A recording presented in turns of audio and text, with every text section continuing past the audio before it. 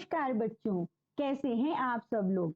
आशा करती हूँ बहुत अच्छे से होंगे और पिछले वीडियो में पढ़ाए गए क्लास 5 पेटल्स बुक के लेसन नंबर 3 इन द जू और उसके क्वेश्चन आंसर्स और एक्सरसाइज को बहुत अच्छे से रिवाइज कर लिया होगा।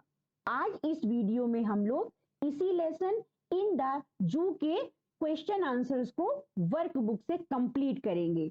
तो आइए शुरू करते हैं। Match the animals in column A with their descriptions in column B and write the complete sentences in the given space. बच्चों, यहां पर दो कॉलम दिए हैं, कॉलम ए और कॉलम बी। कॉलम ए में कुछ एनिमल्स के नाम हैं और कॉलम बी में उनके डिस्क्रिप्शंस दिए हैं, यानी उनकी कुछ विशेषताएं हैं। इनमें से हमें कॉलम ए और कॉलम बी को मैच करना है और सेंटेंस को कंप्लीट करना है। एग्जाम्पल के लिए एक यहां पर दिया गया है। फर्स्ट है आ जिराफ। तो बच्चों, जो जिराफ है उसकी सबसे बड़ी विशेषता क्या होती है? वेरी गुड, इसकी लंबी गर्दन होती है। तो यहां पर आपने मैच किया, आ जिराफ को has a very long neck, और आपका सेंटेंस आपने कंप्लीट किया, a giraffe has a very long neck. Second है, सेकंड क्या है बच्चों? The tiger. टाइगर, इसकी क्या विशेषता है? देखते हैं, क्या ये डांस करता है? Dances during the rains? No no. Next, क्या इसके हम्प होता है बॉडी में? नहीं नहीं, टाइगर के हम्प नहीं होता है। फिर is the king of the forest? नहीं, किंग तो लायन होता है। फिर has stripes on its body? Very good. तो हमारा यहाँ पर क्या हुआ? जो टाइगर है उसका डिस्क्रिप्शन हुआ has stripes on its body, और हमने यहाँ पर इसको मैच किया। अब हमारा सेंटेंस हुआ कंप्लीट। यहाँ पर the tiger has stripes on its body. बच्चों, एक बार आप फिर से ध्यान से सोचिए, जो टाइगर है उसकी एक और विशेषता है, वह क्या है? वेरी गुड, जो टाइगर है वो हमारा नेशनल एनिमल है। नेक्स्ट है आपका द मंकी। तो यहां पर मंकी का डिस्क्रिप्शन क्या सही है? क्या वो डांस करता है? नहीं नहीं। Has a long neck? नहीं, ये तो जिराफ की होती है। फिर क्या है? आगे देखते हैं। हाँ, यहां पर ये कॉलम बी में जो लास्ट सेंटेंस है, swings up and down the tree. तो यहां पर हमने मंकी को मैच किया, swings up and down the trees. अब हमारा सेंटेंस हुआ the monkey swings up and down the trees. Next है द पीकॉक। पीकॉक क्या करता है? ये तो आप सबको पता है। पीकॉक डांस करता है जब बारिश होती है। तो यहां पर इसकी मैचिंग हमने मिलाई और ये हुआ the peacock dances during the rains. अब बच्चों फटाफट आंसर दो, जो हमारा नेशनल बर्ड है वो कौन सा है? वेरी गुड, उसका आंसर भी है पीकॉक। तो यहाँ पर जब हमने मैच किया कॉलम ए में पीकॉक को, कॉलम बी में उसके description dances during the rains, तो हमारा सेंटेंस कंप्लीट हुआ और यह बना the peacock dances during the rains. Next one the lion. Lion क्या होता है बच्चों? ये तो जंगल का राजा होता है। तो यहाँ पर हमने द लायन को मैच किया, is the king of the forest. यहाँ पर सेंटेंस कंप्लीट हुआ और बना the lion is the king of the forest. Next one a camel. तो यहाँ पर हमारा ये लास्ट एनिमल है। तो यहाँ पर देखते हैं, यहाँ पर इसकी मैचिंग मिली, has a hump on its body. तो यहाँ पर ये हमारा कंप्लीट हुआ। अब बच्चों मुझे ये बताओ, हम्प क्या होता है? हम्प यानी उभार, या जिसे हम ऊबड़ भी कहते हैं। और आपको पता है ना, जो कैमल है उसकी जो पीठ है उस पे एक उभार होता है, इसी को हम कहते हैं हम्प। तो यहाँ पर हमारा सेंटेंस कंप्लीट हुआ। A camel has hump on its body. Read the lesson in the zoo in your book carefully and then write below who said these statements to whom. बच्चों यहाँ पर कुछ कथन दिए गए हैं, कुछ स्टेटमेंट्स दिए गए हैं जिनको कहानी के आधार पर सोचकर आपको बताना है कि इन कथन को या इन स्टेटमेंट्स को किसने किससे कहा। फर्स्ट है I am scared to go inside the zoo. तो बच्चों याद करो ये किसने किससे कहा था। वेरी गुड, ये तो नेहा ने अपने भाई अरुण से कहा था। तो इसका आंसर क्या होगा, Neha said this to Arun. Next one, in the zoo some animals are kept in the cages. तो बच्चों ये स्टेटमेंट किसने किससे कहा था। वेरी गुड, ये कहा था अरुण ने नेहा से। तो हमारा आंसर होगा Arun said this to Neha. Next one, where is the giraffe. ये किसने किससे कहा था बच्चों। वेरी गुड, ये कहा था नेहा ने अरुण से। Neha said this to Arun. Next one, oh my god look at the tiger. यहाँ पर ध्यान से सोचो, कहानी में यह वाक्य किसने किससे कहा था। वेरी गुड, ये भी नेहा ने अपने भाई अरुण से कहा था, यानी Neha said this to Arun. Next one, brother look at the monkeys. तो यहाँ पर तो आप सब समझ गए होंगे ब्रदर कौन था। ब्रदर तो था अरुण। तो जब बोला जा रहा है brother look at the monkeys, तो स्वाभाविक है ये सेंटेंस नेहा ने अरुण से कहा होगा। तो इसका आंसर हुआ Neha said this to Arun. Next one, it's on the rock. किसने किससे कहा। Very good, Arun said this to Neha. Last one, yes those birds are flying over the trees. इसका आंसर क्या होगा बच्चों। इसका आंसर होगा Arun said this to Neha. अगर आपको इनमें से नहीं याद आ रहा है तो प्लीज एक बार आप लोग इस स्टोरी को फिर से ध्यान से पढ़िए। आइए अब करते हैं कुछ और आगे। अब है यहाँ पर put the words in correct order to make meaningful sentences, one has been done for you. यहाँ पर कुछ जम्बल्ड वर्ड दिए गए हैं, कुछ वर्ड्स दिए गए हैं जो कि उल्टे सीधे लिखे हैं, उनको आपको रीअरेंज करना है और एक मीनिंगफुल सेंटेंस बनाना है। फॉर एग्जाम्पल जो पहला है वो आपके लिए किया गया है, saw huge a big crowd. तो बच्चों क्या ये कोई मीनिंगफुल सेंटेंस है। नहीं, इसकी तो कोई भी मीनिंग समझ में नहीं आ रही है। तो यहाँ पर मैंने इसको जो वर्ड्स हैं उनको यहाँ पर रीअरेंज किया और जो सेंटेंस बना वो है they saw a huge crowd. तो बच्चों they saw a huge crowd ये आपकी स्टोरी का ही एक सेंटेंस है और यह एक मीनिंगफुल सेंटेंस है। Next one, animals some kept are the cages in. यहाँ पर फिर से ये जंबल वर्ड हैं, यानी जो वर्ड्स हैं उनकी पोजीशन गड़बड़ सड़बड़ है। तो हमें क्या करना है, हमें उनको रीअरेंज करना है और एक मीनिंगफुल सेंटेंस बनाना है। तो बच्चों इसका मीनिंगफुल सेंटेंस क्या बनेगा, यह बनेगा some animals are kept in the cages. Next one, the fence near giraffe is the. यहाँ पर भी जो सारे वर्ड्स हैं वो इधर उधर लिखे हैं और इनको हम यहाँ पर फिर से रीअरेंज करेंगे और एक मीनिंगफुल सेंटेंस बनाएंगे। तो यहाँ पर हमारा सेंटेंस बना the giraffe is near the fence. जो जिराफ है वो बाड़े के पास में है। Next one, has stripes body its on a tiger a. तो यहाँ पर इसका मीनिंगफुल सेंटेंस क्या हुआ बच्चों, ये है आपका a tiger has stripes on its body. Next है आपका at those look yellow there birds. इसका मीनिंगफुल सेंटेंस बना look at those yellow birds there. Next one, birds flying are trees the over. इसका मीनिंगफुल सेंटेंस हुआ आपका birds are flying over the trees. Last है आपका family of there is a zebras.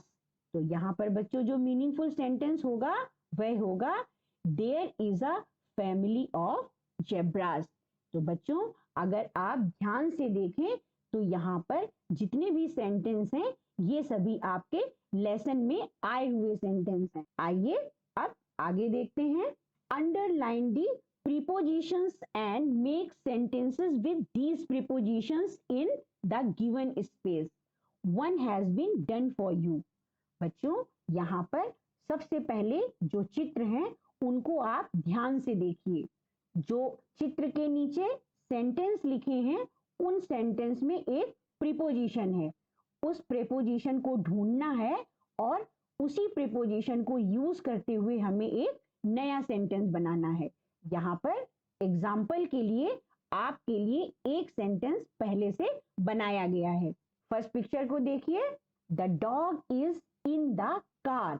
आपने sentence को ध्यान से देखा, यहाँ पर जो इन है वो आपका एक प्रीपोजिशन है, यानी जो यहाँ पर इन प्रीपोजिशन है इसी को यूज करके हमें एक दूसरा सेंटेंस बनाना है जो मैंने बनाया है आपके लिए। Students are studying in the classroom. यहाँ पर इन प्रीपोजिशन का यूज अंदर के लिए किया गया है। The dog is in the car, यानी जो डॉग है वो कार के अंदर है। इसी तरीके से students are studying in the classroom, जो स्टूडेंट्स हैं वो आपके क्लासरूम के अंदर पढ़ रहे हैं, यानी दोनों में प्रीपोजिशन इन का यूज हुआ है। नेक्स्ट पिक्चर देखते हैं। नेक्स्ट पिक्चर है यहाँ पर the mouse is on the clock. तो यहाँ पर आपकी प्रीपोजिशन क्या है? जो प्रीपोजिशन है वो है ऑन। ऑन का यूज ऊपर के लिए किया गया है। जो चूहा है वो क्लॉक के ऊपर है। तो यहाँ पर अब हमें ऑन का प्रीपोजिशन करते हुए एक नया सेंटेंस बनाना है। तो हम सेंटेंस बनाएंगे ही sat on the chair। बच्चों ऑन प्रीपोजिशन का जो यूज है वो ऊपर के लिए किया जाता है। जब कोई वस्तु किसी दूसरे वस्तु के ऊपर होती है, उसके सरफेस को टच करती है, वहां पर हम ऑन का यूज करते हैं। नेक्स्ट पिक्चर देखिए। नेक्स्ट पिक्चर, इसमें नीचे सेंटेंस लिखा है the snake is under the bench. जो सांप है वो कहाँ है? वो है अंडर द बेंच। तो इस सेंटेंस में आपकी प्रीपोजिशन क्या है? प्रीपोजिशन है अंडर। अंडर यानी नीचे। तो इसी प्रीपोजिशन का यूज करके हम एक नया सेंटेंस बनाएंगे जो मैंने बनाया, she was hiding under the table. Under यानी नीचे। Next picture, somebody is knocking at the door। इस सेंटेंस में प्रीपोजिशन क्या बच्चों? यहाँ पर प्रीपोजिशन है at। तो at प्रीपोजिशन का यूज करते हुए हम नया सेंटेंस बनाएंगे जो है she lost her ring at the beach। Next picture, इसके नीचे जो आपका सेंटेंस है ये है the boy is standing behind the tree. यहाँ पर बिहाइंड एक प्रीपोजिशन है जिसका यूज हम पीछे के लिए करते हैं। तो बिहाइंड यूज करते हुए हम एक नया सेंटेंस बनाएंगे जो है my friend sits behind me in the class. Next picture, यहाँ पर जो सेंटेंस दिया है वो है birds are flying over the trees. तो यहाँ पर प्रीपोजिशन क्या है? वेरी गुड, यहाँ पर जो प्रीपोजिशन है वो है ओवर। तो यहाँ पर ओवर यानी ऊपर। तो ओवर यूज करते हुए हम एक नया सेंटेंस बनाएंगे जो है the plane flew over the city. आइए अब कुछ और करते हैं। Solve these riddles and write the name of the animals. बच्चों यहाँ पर कुछ रिडल्स दी गई हैं, यानी कुछ पहेलियां हैं जिनके आंसर हमें लिखने हैं। तो आइए, फर्स्ट है I have stripes on my body. I am national animal of India. तो बच्चों इसका आंसर बताइए। यस, ये तो है टाइगर। हमारा नेशनल एनिमल कौन सा है? हमारा नेशनल एनिमल है टाइगर। तो यहाँ पर हमारा आंसर होगा टाइगर, और यहाँ पर देखिए इसके स्ट्राइप्स भी हैं। Next one, I have a very long neck, I can reach at the top of the trees. तो बच्चों, कौन सा एनिमल है जिसके बहुत लंबी गर्दन होती है? वेरी गुड, इसका आंसर है जिराफ। देख रहे हैं बच्चों, यहाँ पर जिराफ जो है उसकी बहुत लंबी गर्दन है। Next, I have a hump on my back, I am the ship of the desert. यानी कि जो मैं वो बता रहा है I have a hump on my back, मेरे बैक में, पीठ में एक हम्प यानी उभरा हुआ भाग है जिसे हम कुबर भी कह सकते हैं। And I am the ship of the desert, मैं रेगिस्तान का जहाज हूं। तो बताओ बच्चों, इसका आंसर क्या होगा? वेरी गुड, ये है कैमल। और यहाँ देखिए इसके बैक में हम्प यानी कुबर भी है। Next one, I am a very faithful animal, I guard your houses and farms. तो बच्चों, इसका आंसर तो आप सबको पता है, यस, ये है डॉग।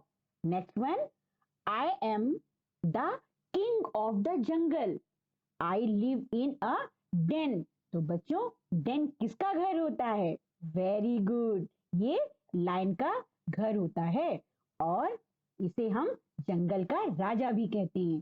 तो इसका आंसर क्या होगा? इसका आंसर होगा लायन। यहाँ पर देखिए जो लायन है वो अपने घर यानी डेन के बाहर बैठा है। Chimpu the monkey is trying to ask you something, decode his message given below. यहाँ पर जो चिंपू मंकी है वो आपसे कुछ पूछना चाहता है, तो आइए इसके मैसेज को डिकोड करते हैं। तो देखिए यहाँ पर जो चिंपू जी हैं उनके मैसेज को डिकोड करने के लिए कुछ इंस्ट्रक्शंस दिए गए हैं। वो इंस्ट्रक्शंस क्या हैं? पढ़ते हैं। Change all the M to A, सभी जो एम लिखे हैं उनके मैसेज में उनको ए से आपको रिप्लेस करना है। Change all the J to N, जो जितने भी जे हैं उनको एन से रिप्लेस करना है। Change all the R to S, okay. फिर क्या है? Change all the A to E. Next, change all the K to B, change all the Z to M, change all the L to I, change all the F to C। अरे बाप रे, ये चिंपू तो हम लोग से बहुत सारी डिकोडिंग करवा के रहेगा। नेक्स्ट वन क्या है? Change all the U to W, फिर change all the B to D, next change all the C to V, change all the O to Y, change all the Q to H। तो चलिए हम लोग चिंपू जी की help करते हैं और सारे अल्फाबेट्स को रिप्लेस करते हैं इंस्ट्रक्शंस के अकॉर्डिंग। तो यहाँ पर हमने सभी को चेंज कर लिया और अब देखते हैं चिंपू जी हमसे क्या मांग रहे हैं। तो यहाँ पर फर्स्ट मीनिंगफुल वर्ड आपका क्या बना? ये बना मे, उसके बाद आई, उसके बाद ये हैव, फिर है ए, और इसके बाद बनाना। ओके, ये तो चिंपू जी का फेवरेट है। इसके बाद ये है सैंडविच। तो यहाँ पर what is Chimpu asking? May I have a banana sandwich. तो यहाँ पर चिंपू जी ने बोला, पूछा, ये हुआ मे आई हैव अ बनाना सैंडविच। तो हमने चिंपू के मैसेज को डिकोड कर दिया और हम समझ गए कि चिंपू जी को क्या चाहिए। बच्चों, मुझे उम्मीद है आपने इस लेसन को और साथ ही साथ सारे कंप्रीहेंशन क्वेश्चंस को और एक्सरसाइज को बहुत अच्छे से समझा होगा। अगर आपको ये वीडियो पसंद आया है तो प्लीज आप इसे लाइक, शेयर एंड सब्सक्राइब जरूर कीजिए। Thank you.